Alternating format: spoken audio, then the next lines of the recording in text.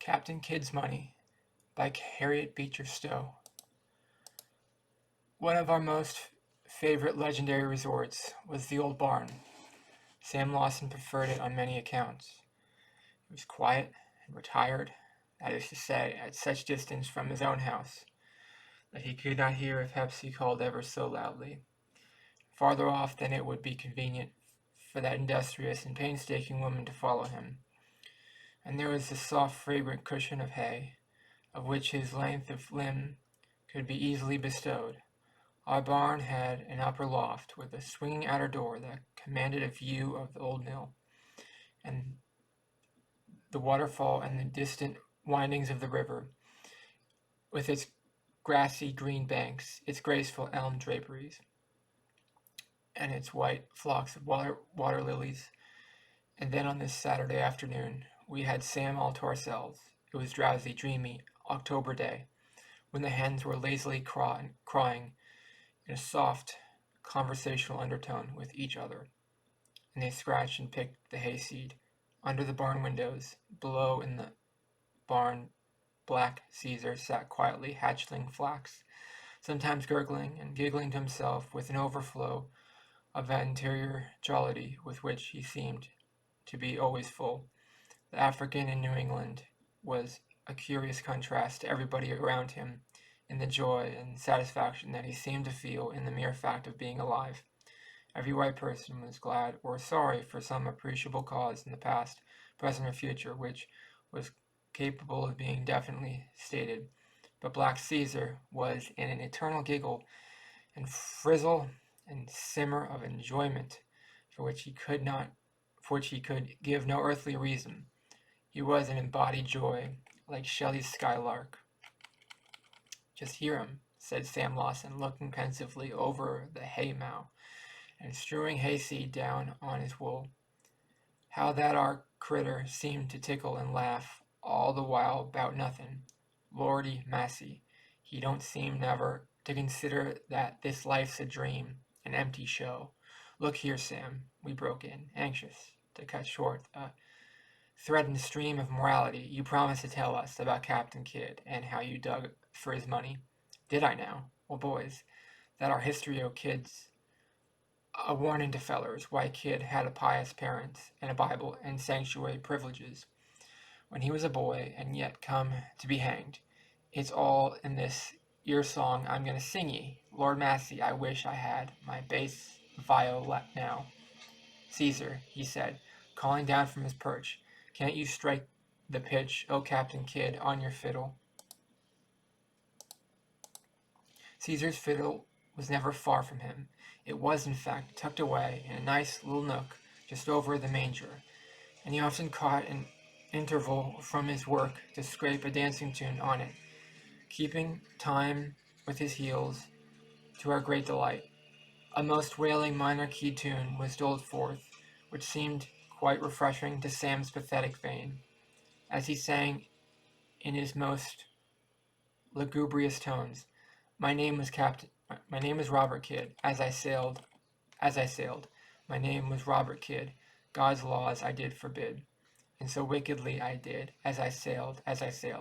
Now ye see, boys, he's a-going to tell how he abused his religious privileges. Just hear now. My father taught me well, as I sailed. My father taught me well to shun the gates of hell, but yet I did rebel, as I sailed. He put a Bible in my hand, as I sailed. He put a Bible in my hand, as I sunk in the sand, before I left the strand, as I sailed. Did ye ever hear such a hardened, contrary critter, boys? It's awful to think on. Well, you see that ours the way fellers allers begin the ways of sin by turning their backs on the Bible and the advice o' pious parents. Now hear what he come to. Then I murdered William Moore, as I sailed. I murdered William Moore, and left him in his gore, not many leagues from the shore, as I sailed. To execution dock I must go, to execution dock, while thousands rock me flock, to see me on the block. I must go. There was a good deal more said Sam, pausing, but I don't seem to remember it. But it's real solemn and affectin'. Who was Captain Kidd, Sam? Said I. Well, he was an officer in the British Navy, and he got to bein' a pirate. Used to take ships and sink 'em, and murder the folks, and so they say he got no end o' money, gold and silver and precious stones, as many as the wise men in the East. But ye see, what good did it all to him? He couldn't use it, and darn't keep it, so he used to bury it in the spots round here and there in the awfullest heathen way ye ever heard of. Why, they say he allers used to kill one or two men, or women, or children of his prisoners, and bury with it, so that their spirits might keep watch on it ef anybody was to dig arter it. That ar thing has been tried and tried and tried, but no man nor mother's son on 'em ever got a cent that dug. 'Twas tried here Old Town, and they come pretty nigh getting out, but it get 'em the slip. You see, boys, it's the devil's money, and he hold a pretty tight grip on it. Well, how was it about digging for it? Tell us, did you do it? Were you there? Did you see it? And why couldn't they get it? We both asked eagerly in one breath. Why, lordy massy, boys, your questions tumbles over each other, thick as martins out of Martin's box. Now, you just be moderate and let alone, and I'll tell you all about it from the beginning to the end. I didn't rally have no hand in it, though I was knowing it, as I be to most things that goes wrong round here. But my conscience couldn't really let me start on no such undertaking, while the one that first saw the thing a-goin' was old Mother Hokum, that used to live up in that little tumble-town shed by the cranberry pond, up beyond the spring pasture. They had a pretty bad name, them Hokums. How they got a livin' nobody knew, for they didn't seem to pay no attention to raising nothin' but children. But the deuce knows, there was plenty of 'em. Their old hut was like a rabbit pen. There was a towhead to every crack and cranny. 'Member what old Caesar said once when the word come to the store that old Hokum had got twins? Suppose the Lord knows best, said Caesar. But I thought there was Hokums enough for four, while even poor workins, industrious folks like me finds it hard getting along when there's so many mouths to feed. Lordy massy, there don't never seem to be no end on't, and so it ain't wonderful, come to think of it, folks like them Hokums get tempted to help along in ways that ain't quite right. Anyhow, folks did used to think that old Hokum was too short o' familiar with their woodpiles long in the night, though they couldn't never prove it on him. And when Mother Hokum come to houses round to wash, folks used to sometimes miss pieces here and there, though they never could find him on here, and there was allers a getting in debt here and a gotten in debt there. Why, they got two owned $2 to Joe Giger for butcher's meat. Joe was a good sort of natured and let him have meat, 'cause Hokum he promised so fair to pay, but he couldn't never get it out of him. 'Member once Joe walked clear up to the cranberry pond arter that are $2, but Mother Hokum, she see him a-comin' just as he come past the juniper bush on the corner. She says to Hokum, get into bed, old man, quick, and let me tell the story, says she. So she covered him up, and when Ginger come in, she come up to him, and says she, why, Mr. Ginger, I'm just ashamed to see yo. Why, Mr. Hokum was just a-comin' down to pay yo that our moneys last week, but you see he was took down with the smallpox. Joe didn't hear no mo. He just turned round and streaked out, and that our door with his coat tails flying out straight ahead behind him, and Mother Hokum, She just stood at the window holding her sides and laughing fit to split to see 'em run. That ar's just a sample of the ways that them hokum cut up. Well, you see, boys, there's a queer kind of rock down on the bank of the river that looks sort of like a gravestone. The biggest part is sunk down under the ground, and it's pretty well growed over with blackberry vines. But when you scratch the bushes away, they used to make out some queer marks on that rock. They are sort of lines and crosses, and folks would have it that them was kids' private marks, and that there was one of the places where he hid his money.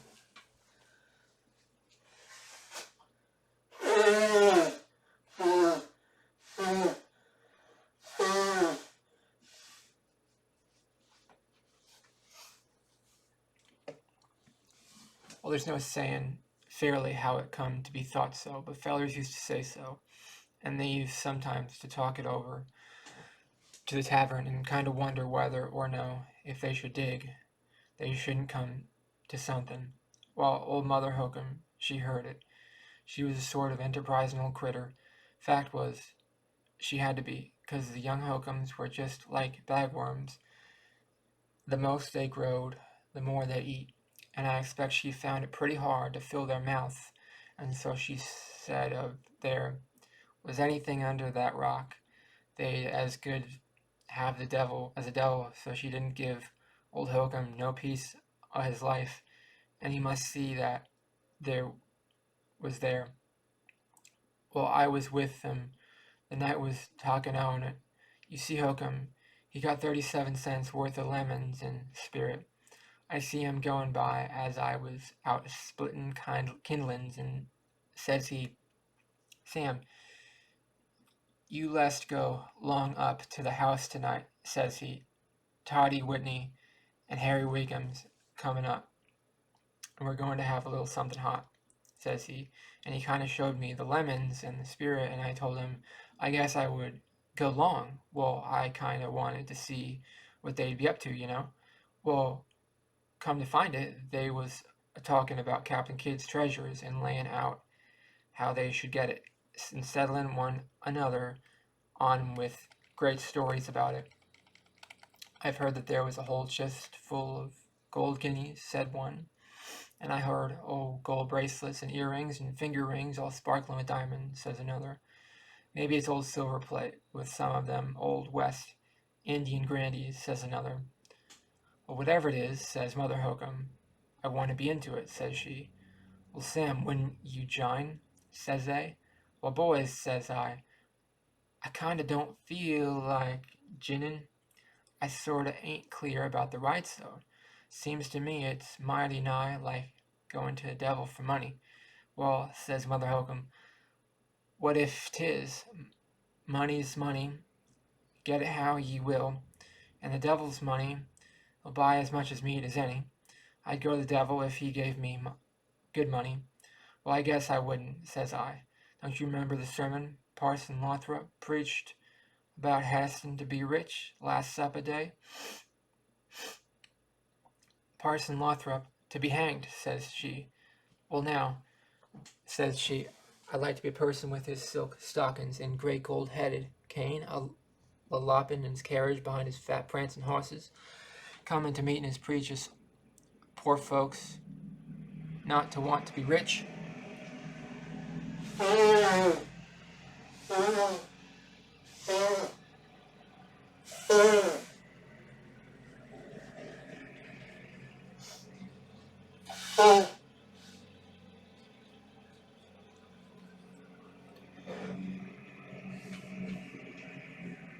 How do you like it to have 40 children and nothing to put 'em into it? I wonder, guess if Lady Lothrop had to rub and scrub and wear her fingers to the bone, as I do, she'd want to be rich, and I guess the person, if he couldn't get a belly full for a week, would be digging up kids' money or doing most anything else to make the pot bile. Well, says I'll kind of go with you boys and sort of see how things turn out. But I guess I won't take no share in it, says I. Well, they got it all planned out. They was to wait till the full moon, and then they was to get Primus King to go with them and do the digging. See, Hokum and Toddy Whitney and Wiggin all are pretty softy fellers, and they hate dreadfully to work. I tell you, the kid money ain't to be got without a pretty tough piece of digging. Why, it's just like digging a well to get at. Now, Primus King was the master hand for digging wells, and so they said they'd get him by giving on him a share. Harry Wiggin didn't want no person a sharing in it, he said, but Toddy and Hokum, they said that when there was such a stiff digging to be done, they didn't care if they did go in with a person. Well, Wiggin, he said he hadn't no objection to having the person do the digging.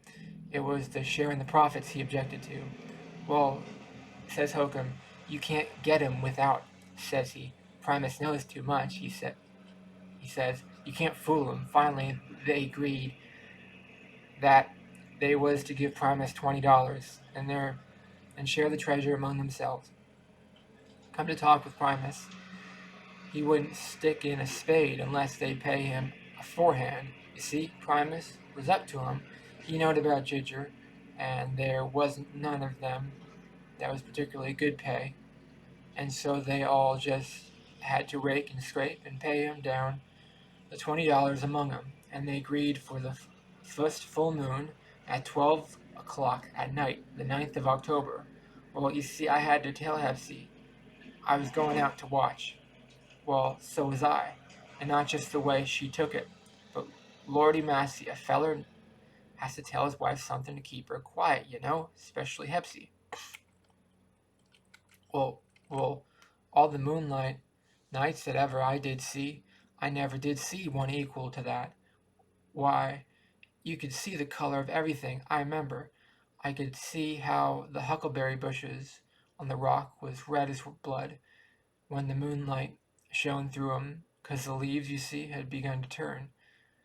Going on our way, we got to talking about the spirits. I ain't afraid of 'em, says Hokum. What harm can a spirit do me, says he.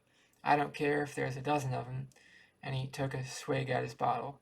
Oh, there ain't no spirits, says Harry Wiggum. That ar's talk of all nonsense, and he took a swig at his bottle.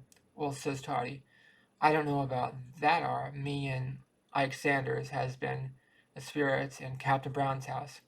He thought we'd just have a peek into the window one night, and there was a whole flock of black colts without no heads on come rushing on us and knocked us flat. I expect you'd been at the tavern, said Hokum. Well, yes, we had, but them was spirits. We wasn't drunk now. We was just as sober as ever we was. Well, they won't get away with my money, says Primus, for I put it safe away in Dinah's teapot afore I come out. And then he showed all his ivories from ear to ear. And I think all this are sort of foolishness, says Primus. Well, says I, boys, I ain't a-going to have no part or lot in this here matter, but I'll just lay it off to show you how it's to be done. If Kibb's money is under this rock, their spirits just watch it, and you mustn't give 'em no advantage. There mustn't be a word spoke from the time ye get sight of the treasure till ye get it safe on to firm ground, says I. If you do, it'll vanish right out of sight. I have talked with them, and that has dug down to it and seen it, and they allers lost it, 'cause they'd call out and say something, and the minute they spoke, away it went. Well, so they marked off the ground, and Primus he begun to dig, and the rest kind of thought around. It was so still, it was kind of solemn. You see, it was past 12 o'clock, and every critter in Old Town was asleep, and there was two whippoorwills on the great Captain Brown elm trees that kept answering each other back and forward, sort of solitary-like, and when every once in a while there'd come a sort of strange whisper up among the elm trees' leaves, just as if there was talking going on, and every time Primus struck his spade into the ground, it sounded sort of holler, just if he's been a dig in the grave. It's kind of melancholy, says I, to think of them, poor critters, that had to be killed and buried just to keep this here treasure. But awful things. I'll be brought to light in Judgment Day. Them poor critters, they loved to live and hated to die as much as any of us. But no, they had to die just to satisfy that critter's wicked will. I've heard them as thought is they could tell the Captain Kidd's places by lying their ear to the ground at midnight, and they'd hear groans and wailings. Why, Sam, were there really people who couldn't tell where Kidd's money was? I here interposed. Oh, sartin. Why, yes. There was Shibna Boskanix. He was one. Shibna could always tell what was under the earth. He'd cut a hazel stick and why in his hand when folks was wanting to know where to dig wells, and that our stick would just turn in his hand and put down it till it would fairly grind the bark off. And if you dug that place, you was sure to find a spring. Oh yes, Shibna, he's told many where the Kidd money was, and been with them when they dug for it. But the pester on was they allers lost it, 'cause they would some on speak afore they thought. But Sam, what about this digging? Let's know what came of it, said we, as Sam appeared to lose his way in his story. Well, you see, they dug down about 5 feet when Primus he stuck a spade smack on something that jinked like iron. Well, then Hookham and Toddy Whitney was into the hole in a minute. They made Primus get out, and they took the spade, 'cause they wanted to be sure to come on it themselves. Well, they begun, and they dug, and he scraped, and sure enough, they come to get iron pot as big as your granny's dinner pot, with an iron bail to it. Well, they put down a rope, and he put the rope through the handle. Then Holcomb and Toddy, they clambered upon the bank, and all they began to draw, just as still and silent as could be. They drawed, and they drawed, till they just got it, even with the ground, when Toddy spoke out all in a tremble. There, says he, we've got it. And the minute he spoke, they was both struck by something that knocked him clean over, and the rope give a crack like a pistol shot, and broke short off, and the pot went down, down, down, and they heard it going, chink, chink, chink, and it went way down into the earth, and the ground closed over it, and then they heard the screechinest laugh you ever did hear. I want to know, Sam, did you see that pot? I exclaimed at this part of the story. Well, no, I didn't. You see, I just happened to drop asleep while they was digging. I was so kind of tired, and I didn't wake up till it was all over. I was waked up, because there was a considerable scuffle, for Holcomb was so mad at Toddy for speaking. He was fisting on him, and old Primus, he just haw-hawed and laughed. Well, I got my money safe anyhow, says he. Well, come to, says I. 'Tain't no use crying for spilt milk. You just got to turn it now and fill up this here hole, else the selectmen ought to be down on you. Well, says Primus, I didn't engage to fill up no holes, and he put his spade on his shoulder and trudged off. Well, it was pretty hard work filling that hole, but Holcomb and Toddy Wiggin had to do it, 'cause they didn't want to have everybody laughing at them. I kind of tried to set him home to him, showed on him that was twice for the best. If you'd been left to get that our money, they'd come a cuss with it, says I. It shows the vanity of hasten to be rich. Oh, you shut up, says Holcomb, says he. You never hasted to anything, says he. You see, he was riled. That's why he spoke so, Sam, says we, after maturely reflecting over the story. What do you suppose was in that pot? Lordy massy, boys, you never will be done asking questions. Why, how should I know?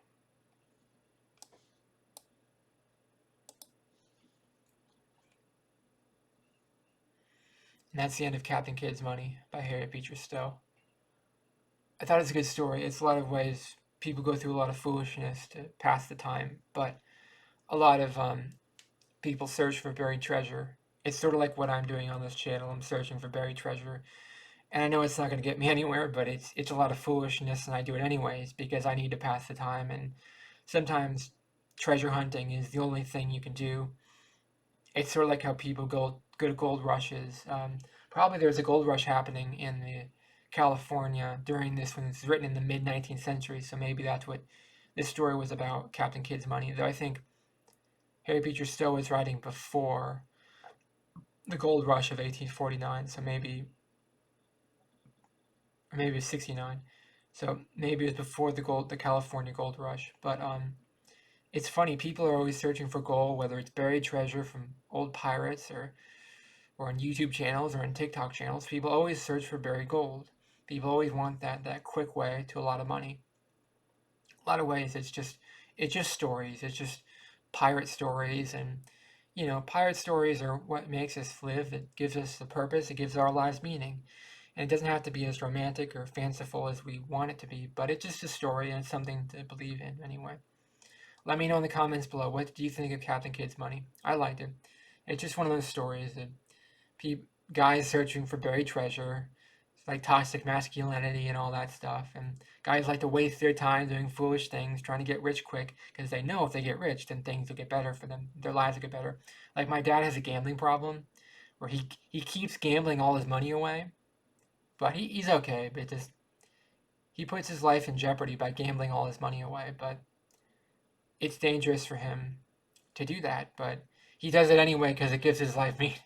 I feel bad for him. Like he moved to Las Vegas to gamble more money, but I think he's moving to Texas soon. I think he's trying to get out of Las Vegas because his addictions are really bad in Las Vegas. Because he needs to stop with his gambling problems because it's really messed up his life. It ended his marriage. There's a lot of things that ended his marriage with my mom and my dad, but the gambling and treasure hunting was part of it. So I relate to this story. I kind of feel a connection to it. I do foolish things too. Like this channel is foolish. We all do foolish things. We're all stupid in different ways. That's what life is anyway. Let me know in the comments below what did you think of the story. Please subscribe to this channel to be part of the community. And please like this video. It really helps the channel out a lot. Thank you for watching. Have a great day. Bye-bye.